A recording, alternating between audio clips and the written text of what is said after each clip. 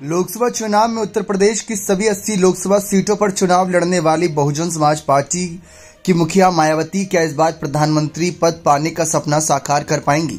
सवाल बहुत बड़ा है, लेकिन जब भी ये सवाल सामने आता है तो आंकड़ों पर भी एक नजर जाती है कि बहुजन समाज पार्टी के पिछले गिरते आंकड़ों को देखकर ये कह पाना बहुत मुश्किल लगता है कि मायावती का ये सपना साकार होगा और वो पहली दलित प्रधानमंत्री बन पाएंगे। जिस तरीके से नेताओं की बयानबाजी मायावती के खिलाफ देखने को मिल रही है, उससे भी काफी कहीं ना कहीं कटाक्ष खड़े किए जा सकते हैं कि आखिर मायावती कैसे इस पद तक पहुंचेंगी। जी हां, सवाल काफी लंबे समय से चला आ रहा है कि आखिर देश को पहला दलित प्रधानमंत्री कब मिलेगा। इस बार इंडिया दल का जब गठन हुआ और इंडिया दल अपना पीएम फेस अनाउंस करने वाला था, नीतीश कुमार तब तक साथ थे, ममता बनर्जी साथ थी, ऐसे सभी नेता साथ थे। एक छत के नीचे बैठकर जब बातचीत कर रहे थे, पटना, मुंबई, बेंगलोर सब जगह जब बैठकें हुई, वहां पर ऐसा लग रहा था कि निष्कर्ष किसी दलित प्रधानमंत्री के चेहरे पर ही निकलेगा। और इसीलिए कांग्रेस पार्टी भी कहीं ना कहीं इस झुकाव में थी कि मायावती का चेहरा मुफीद रहेगा, क्योंकि मायावती काफी लंबे समय से दलितों के हक की लड़ाई लड़ती नजर आई हैं। लेकिन फिर इस बार जब माहौल बदला और विपक्ष पर जिस तरीके से ईडी सीबीआई का शिकंजा कसा, उन्होंने एक एक करके अपने कदम करने पीछे शुरू कर दिए। किसी को जेल जाना पड़ा तो किसी ने अन्य कारणों की वजह से अपने फैसले ही बदले। तो जिस तरीके से पाला बदल का खेल शुरू हुआ, चुनाव की तारीखों के बीच ये माहौल कहीं ना कहीं इस ओर ले ही गया आखिरकार निष्कर्ष पर कि फिर से देश में साल 2014, 2019 और 2024 की तरह मोदी वर्सेस राहुल ही हमें देखने को मिलने वाला है। क्या ये सोची समझी रणनीति होती है? क्योंकि जब भी कोई तीसरा विकल्प जनता के सामने आने वाला होता ही है, तभी माहौल बदल दिया जाता है। जैसे कि शुरुआत में इंडिया दल के नेता रहे नीतीश कुमार का नाम काफी चर्चाओं में था, उसके बाद ममता बनर्जी के नाम को आगे बढ़ाया गया, फिर उसके बाद हमने देखा कि अरविंद केजरीवाल के नाम को लेकर चर्चा शुरू हुई, फिर उसके बाद अखिलेश यादव अगर उत्तर प्रदेश से 35 से 40 सीट निकाल लेते तो उनके नाम पर मोहर लग जाती। फिर उसके बाद हमने देखा कि कांग्रेस पार्टी खुद ही मायावती को आय करने के लिए विचार कर रही थी और ऐसी खबरें थी कि छोटे राजनीतिक दल जिसमें ओम प्रकाश राजभर और अन्य तमाम पार्टियां ये चाहते थे कि मायावती को पीएम फेस बनाया जाए, तभी इंडिया दल के साथ कई नेता जुड़ेंगे।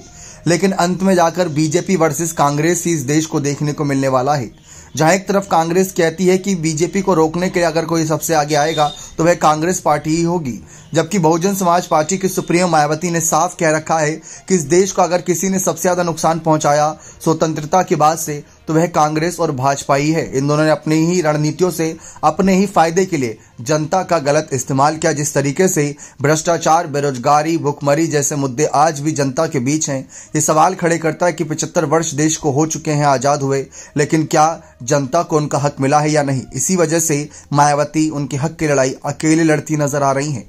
कई इसी पर सवाल खड़े कर रहे हैं। उनका यह कहना है कि मायावती इस वजह से अकेले चुनाव लड़ रही हैं क्योंकि वो भाजपा की बी पार्टी है और अकेले चुनाव लड़ेंगी तो सबको पता है कि उनका एमडी फैक्टर काफी भारी पड़ेगा पीडीएफ फैक्टर पर अखिलेश यादव के। और ऐसे में इंडिया अलायंस का उत्तर प्रदेश, बिहार, राजस्थान, मध्य प्रदेश जैसे हिंदी भाषी राज्यों में वोट बैंक कटता नजर आएगा। सीटों के लिहाज से देखा जाए तो मायावती के लिए फिलहाल का समय थोड़ा नुकसान भरा चल रहा है, क्योंकि हाल ही में एबीपी सी वोटर का सर्वे सामने आया। सर्वे पर कई सारे लोग सवाल भी खड़े कर रहे हैं, लेकिन सर्वे सामने आने के बाद यहां पर कई बातें साफ होती नजर आईं। सर्वे में दावा किया गया कि बसपा को आगामी चुनाव में 7% के करीब वोट मिल सकते हैं। जी हां, कभी 24% अकेले वोट पाने वाली बसपा जो अकेले दम से सरकार बनाती थी, आज उनको लेकर कहा जा रहा है कि 7% के करीब वोट मिल सकते हैं।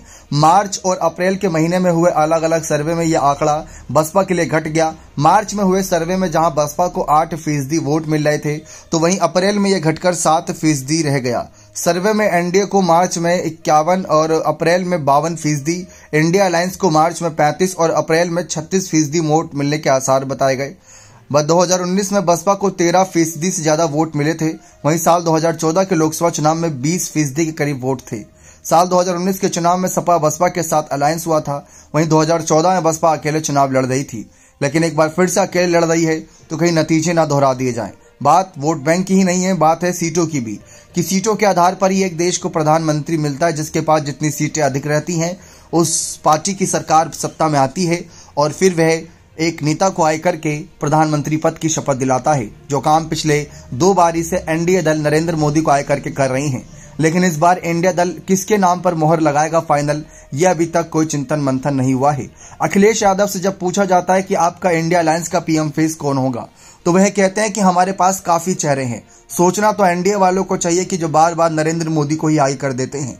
अखिलेश यादव तब नीतीश का नाम भी लिया करते थे, जिन्होंने पाला बदल लिया है और खुद के नाम पर चुप्पी साध जाते थे। लेकिन कई दल ऐसे थे जो मायावती के नाम को गुपचुप तरीके से आगे तो बढ़ाना चाह रहे थे, लेकिन खुलकर बात नहीं करना चाह रहे थे, क्योंकि ऐसा लगता कि जब हार रहे हैं तो दलित नेता का सहारा ले रही हैं, जबकि हकीकत यही है। जी हां, लेकिन आंकड़ों के लिहाज से देखा जाए तो मायावती के लिए थोड़ा मुश्किल नजर आ रहा है कि प्रधानमंत्री पद तक वह पहुंच पाए, लेकिन कुछ भी मुश्किल नहीं है। अगर यहां पर किस्मत और मेहनत दोनों ही साथ दे गई तो कहीं ना कहीं बहुजन समाज पार्टी इस बार सचमुच बड़ा उलटफेर करेगी।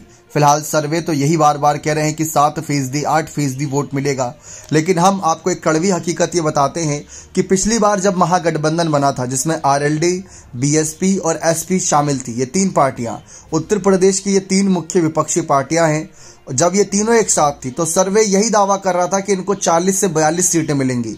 ये सर्वे का दावा था। जी हां, सर्वे ओपिनियन पोल में यही बात कही जा रही थी कि इनको 40 से 42 सीट मिलेगी, लेकिन जब चुनाव हुआ, चुनाव के बाद यही महागठबंधन को 15, 17, 20 सीट मिलती दिखाई दे रही थी एग्जिट पोल में। तो ये आंकड़े बदल सकते हैं कभी भी। ठीक, मायावती अब जनसभाएं करेंगी। रैलियों को लेकर अपडेट आ रहा है कि प्रथम और दूसरे चरण के लिए उनके फहरिस्त जो सामने है, उसमें मायावती ही स्टार प्रचारक हैं। फिलहाल देखा जाए तो बहुजन समाज पार्टी कोशिश करती नजर आ रही है और कोशिश करने वालों की हार नहीं होती है। आंकड़ों के आधार पर अगर देखा जाए तो जिस तरीके से नतीजे उलटफेर होंगे उसका हम समीकरण ही साध सकते हैं, कयास लगा सकते हैं। बाकी नतीजे आने के बाद सारी स्थिति स्पष्ट हो जाएगी। लेकिन जिस तरीके से माहौल बना था, इस बार ऐसा लग रहा था कि विपक्ष मजबूत है, लेकिन विपक्ष की मजबूती आप सबने देखी कि एक एक करके बड़े से बड़े चेहरे, नीतीश हो चाहे जयंत हो, सब पाला बदलते चले गए। अगर इतना ही मजबूत था विपक्ष तो पाला क्यों बदला गया?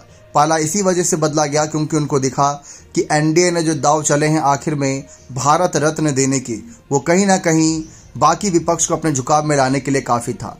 दूसरी तरफ अगर हम देखें तो मायावती चीख चीख कर रह गई, कह कह कर रह गई केंद्र सरकार से कि कांशीराम जी को भारत रत्न सम्मानित करिए, लेकिन ऐसा इस सरकार ने तो नहीं किया। तो ऐसे मायावती को खुलकर विरोध करना चाहिए, खुलकर इस बार अपनी बात रखनी चाहिए और खुलकर पूरी तरीके से यहाँ पर प्रधानमंत्री पद की दावेदारी रखनी चाहिए, क्योंकि कांशीराम जी को भारत रत्न न देना, ऊपर से इंडिया अलायंस को एक दलित पीएम फेस ना बनाना, ये सब दिखाता है कि किस तरीके से यहाँ पर दलितों को मान सम्मान दिया जा रहा है समाज में। हर कोई इनको वोट बैंक की तरह देख रहा है, क्योंकि अखिलेश के अगर हम पीडीएफ फॉर्मूले की बात करें तो उसमें दलित आता है, अगर ओवैसी और पल्लवी पटेल के पीडीएम की बात करें तो उसमें दलित आता है, और कहीं ना कहीं भारतीय जनता पार्टी जो उत्तर प्रदेश में राजनीतिक समीकरण साधने की कोशिश कर रही है, बाकी नेताओं के सारे उसमें भी दलितों को ही जोड़ा जाता है।